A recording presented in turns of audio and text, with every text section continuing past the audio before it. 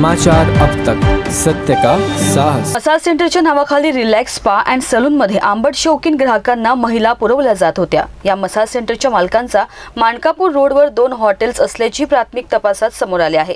जरीपटका हद्दीत असणाऱ्या जिंजल मॉल मधील पहिल्या माळ्यावरील स्थित असणाऱ्या रिलॅक्स स्पा अँड सलून मध्ये परप्रांतीय महिलांकडून मसाजच्या व्यतिरिक्त देहव्यवसाय करून घेतल्या जात असल्याची माहितीवरून जरीपटका पोलिसांनी कारवाई केली आहे। या प्रकरणी मसाज सेंटरच्या मालकासह एक महिला मॅनेजर विरुद्ध गुन्हा दाखल करण्यात आला आहे। परप्रांतीय महिलांना जास्त पैशांचे प्रलोभन देऊन देहव्यवसाय करून घेतले जायचे अशी माहिती पोलिसांनी दिली आहे। देहव्यवसाय करणाऱ्या 3 पीडितांपैकी 2 परप्रांतीय महिला अरुणाचल प्रदेश आणि नागालँडच्या आहेत, तर एक नागपूरची रहिवासी आहे। पोलिसांनी कारवाई करून 3 पीडितांना ताब्यात घेतले। रिलॅक्स स्पा अँड सलून मध्ये पीडितांना मसाज व्यतिरिक्त सेवेसाठी ग्राहक मागणीनुसार किंमत मसाज सेंटर मध्ये मिळत असल्याचे कळले। ग्राहक खुश होऊन त्यांना बक्षीस रूपी पैसे द्यायचे। या प्रकरणी सध्या 2 मालकांचा शोध सुरू आहे। पोलिसांनी कारवाई करून महिला मॅनेजरला विचारपूस करण्यासाठी पोलीस स्टेशनला हजर राहण्यास आदेश दिलाय। या प्रकरणी पुढील तपास पोलीस करीत आहेत।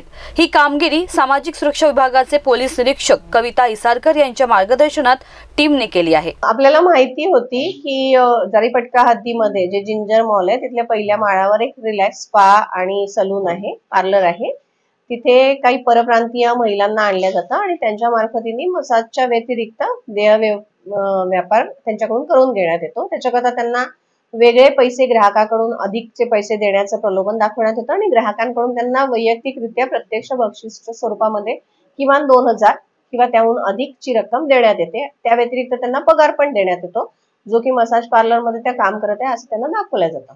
आणि या ज्या 2 परप्रांतीय महिला आहेत, आम्हाला 3 तिथे महिला किंवा पीडिता मिळून आल्या, पैकी 2 ज्या आहेत त्या परप्रांतीय म्हणजे अरुणाचल प्रदेश आणि नागालँडच्या आहेत।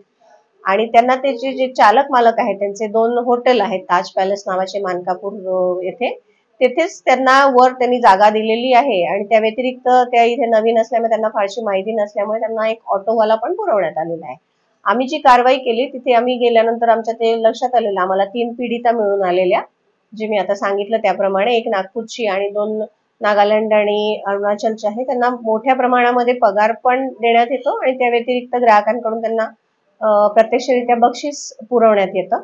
त्यांना त्या आरोपींनी स्वतःच आपल्या हॉटेलच्या तिथे वर ठेवलेलं आहे। हे जे 2 आरोपी आहेत हे त्यावेळी तिथे नव्हते आणि त्यांचा आम्ही शोध घेतला, तर त्यावेळी त्यांनी चुकीची माहिती आम्हाला वेगवेगळ्या वेळी वेगवेगळ्या ठिकाणी असल्याची माहिती दिली आणि आम्ही त्यांनी शोधायचा प्रयत्न केल्यानंतर ते आम्हाला त्यावेळी प्राप्त होऊ शकलेले नाही।